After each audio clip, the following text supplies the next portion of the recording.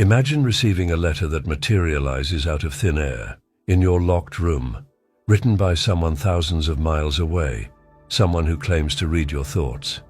For decades in the late 1800s, this impossible phenomenon was happening across British India.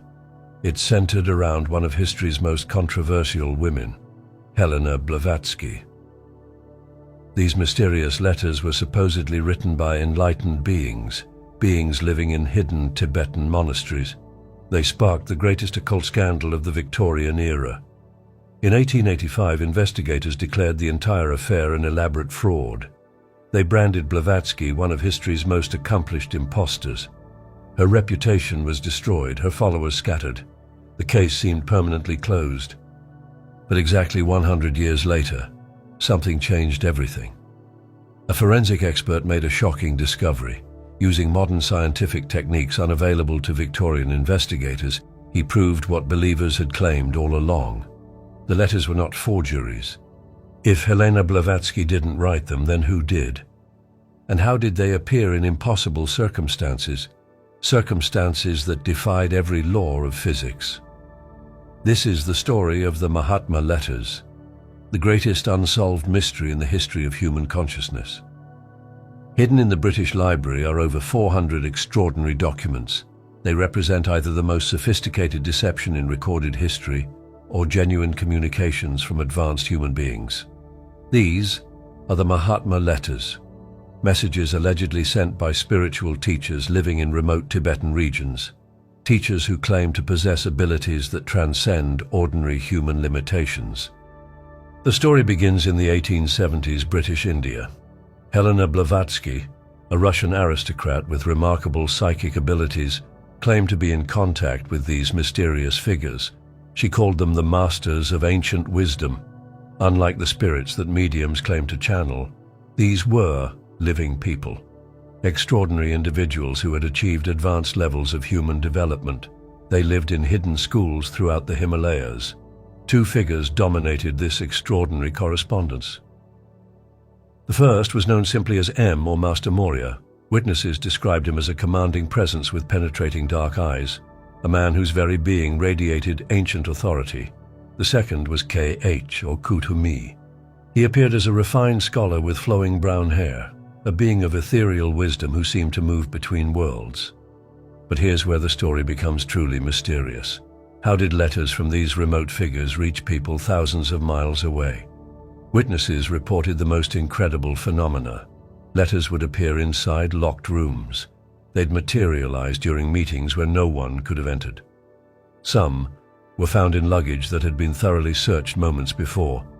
People saw turbaned messengers deliver correspondence at night. These figures would vanish when followed. Others described letters falling from empty space, written responses to thoughts that had never been spoken aloud. The main recipient of these impossible letters was Alfred Sinnett, a respected newspaper editor in India.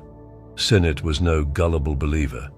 He was a sharp journalist who approached everything with professional skepticism.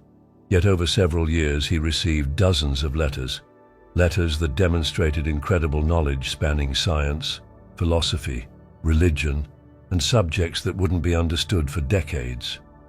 These communications painted a picture of reality that was revolutionary for its time. They described humanity's spiritual evolution through vast cycles of time. They spoke of advanced civilizations that existed long before recorded history. They outlined a secret brotherhood of evolved humans, beings who had guided human development from behind the scenes throughout history. The letters contained detailed explanations of natural laws that Western science wouldn't recognize for many decades. They discussed the fundamental unity of all matter and energy. They described invisible states of matter beyond the physical world. They proposed that consciousness itself might be the primary reality from which everything else emerges. These concepts were mind-blowing in the 1880s. They would later find striking parallels in quantum physics and consciousness research. The correspondence revealed something else remarkable: the true purpose behind the Theosophical Society that Blavatsky had helped create. According to the letters, this wasn't meant to be just another religious movement. It was an experiment, a test to see if universal brotherhood could actually work, brotherhood that transcended race, religion, and social status. Then came 1884, the year everything changed. The biggest scandal of the 19th century occult world erupted. Emma Coulomb had worked as housekeeper at the Theosophical Society's headquarters in India. She was someone Blavatsky had trusted completely, someone who had access to her private rooms. But Coulomb made shocking accusations. She claimed the miraculous phenomena were complete fraud. She said she had helped Blavatsky create fake letters, helped stage bogus supernatural events using hidden panels and mechanical tricks. These accusations reached Christian missionaries in the area. They were delighted to have ammunition against the growing influence of Eastern spirituality. The story exploded across India. Then it reached Europe and America. Headlines screamed fraud and deception. The press treated it like a feeding frenzy. The scandal coincided with an investigation by the Society for Psychical Research in London. This was a respected organization dedicated to studying paranormal claims scientifically. They sent a young researcher named Richard Hodgson to India. His job was to investigate everything surrounding Blavatsky and her phenomena. What followed would destroy Blavatsky's reputation for the next century.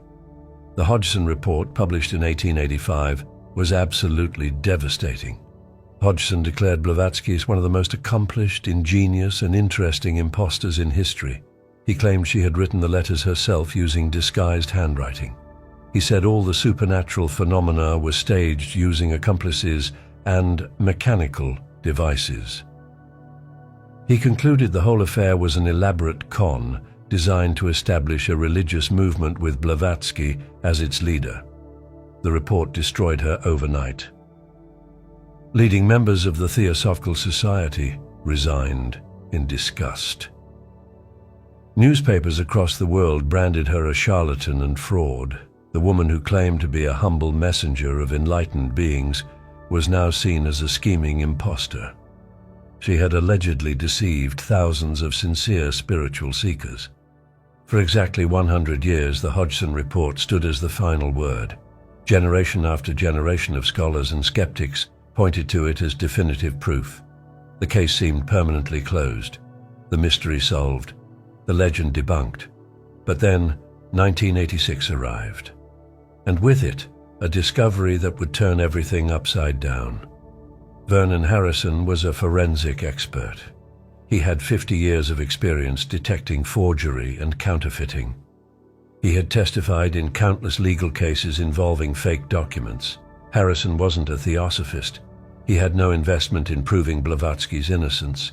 He was simply a scientist curious about whether the 1885 investigation had been thorough enough. What Harrison discovered was shocking. The Hodgson report was deeply flawed. Harrison called it a highly partisan document forfeiting all claim to scientific impartiality. He found that Hodgson had cherry-picked evidence. He had relied on unverified testimony from unnamed witnesses. He had drawn sweeping conclusions based on inadequate analysis. But Harrison's most devastating finding concerned the letters themselves. Using advanced forensic techniques unavailable in the 1880s, Harrison analyzed the handwriting in detail. He examined pressure patterns, letter formations, writing rhythms across hundreds of documents. His conclusion was crystal clear. There was absolutely no evidence that the letters had been written by Blavatsky. Harrison found evidence of multiple authors whose writing styles were completely different from Blavatsky's normal handwriting. The forensic proof was undeniable. These letters had not been forged by Helena Blavatsky. This vindication came too late for Blavatsky herself. She had died in 1891, with her reputation in ruins. But Harrison's analysis reopened one of the most fascinating mysteries in human history. If the letters weren't forgeries, if Blavatsky didn't write them, then what was their source? The content of the letters themselves provides intriguing clues. They demonstrate knowledge that spans multiple fields of learning: ancient literature, Eastern philosophy, Western science, contemporary theories that were cutting edge for their time. The authors showed intimate familiarity with obscure texts and traditions that were virtually unknown in the West during the 1880s. They discussed advanced concepts in physics and astronomy, concepts that wouldn't be formally developed for decades. Perhaps most remarkably, the letters show a profound understanding of human psychology and spiritual development. They read like they were written by someone with genuine experience of expanded states of consciousness, someone who understood the challenges facing serious students of inner development. The philosophical content of these letters has had enormous impact on Western spiritual thought. They introduced concepts that became foundational to modern alternative spirituality. The idea of spiritual evolution through multiple lifetimes, the existence of subtle energy fields beyond the physical body, the possibility of direct psychic communication across vast distances, the conviction that consciousness itself might be the fundamental reality underlying all existence. The mystery deepens when we consider how the letters were received. Multiple independent witnesses testified to their impossible arrival. Sinnett himself described letters appearing in rooms that had been thoroughly searched. Letters written in direct response to mental questions that had never been spoken. Other recipients reported similar experiences across different locations and time periods. Modern research into consciousness has revealed phenomena that make the letters seem less impossible. Studies at respected institutions have documented abilities that parallel those claimed by the letter writers. Remote viewing, telepathic communication, psychokinetic effects. The emerging understanding of consciousness as a fundamental feature of reality opens new possibilities for explaining seemingly miraculous phenomena. The letters themselves anticipated scientific skepticism. They predicted that Western science would eventually be forced to acknowledge consciousness as a primary factor in physical phenomena. This prediction seems increasingly accurate given developments in quantum mechanics and consciousness research. The ethical content of the letters deserves special attention. Throughout the correspondence, the writers emphasize universal brotherhood as both spiritual ideal and practical necessity. They warn that unless humanity learns to transcend divisions of race, religion, and nationality, we face potential self-destruction.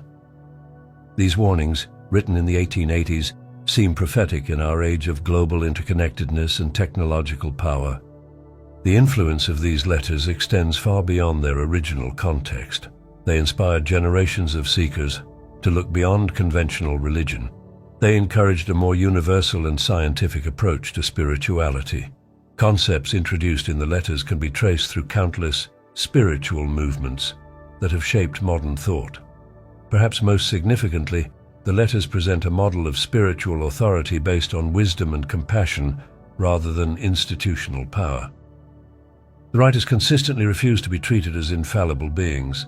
They emphasize their role as fellow human beings who have simply progressed further along a path that all must eventually follow. The mystery of the letters remains unsolved today. Harrison's forensic analysis eliminated simple forgery as an explanation, but questions remain about their ultimate source and significance. Were they genuine communications from advanced individuals living in Himalayan retreats? Were they produced through some form of psychic phenomenon that transcends our current understanding? Or do they represent some other possibility we haven't yet considered? What cannot be disputed is their profound impact on human consciousness and spiritual development. Regardless of their source, the letters contain wisdom that has inspired millions. They present a vision of human potential that challenges us to transcend our limitations. They remind us of possibilities we might not have imagined. As we face the challenges of the 21st century, the teachings in these extraordinary documents seem more relevant than ever. They remind us that genuine spiritual development isn't about personal gain or supernatural powers. It's about establishing universal brotherhood based on recognition of our fundamental unity. In a world torn by division and conflict, this message offers both hope and practical guidance. The mystery may never be definitively solved. But perhaps that's appropriate. Some truths are too profound to be captured by conventional proof. They speak to something deeper in human nature, a longing for meaning and connection that transcends the material world while remaining grounded within it. The ultimate significance of these letters lies not in proving their supernatural origin. It lies in their capacity to awaken us to possibilities we hadn't considered. They suggest that human beings possess far greater potential than commonly recognized. They hint that consciousness itself may be far more fundamental and mysterious than current science acknowledges. They propose that universal brotherhood may be not merely an idealistic dream, but a practical necessity for our survival and continued evolution. The greatest occult mystery of the 19th century continues to unfold in our own time. It challenges us to expand our understanding of what it means to be human and what we might yet become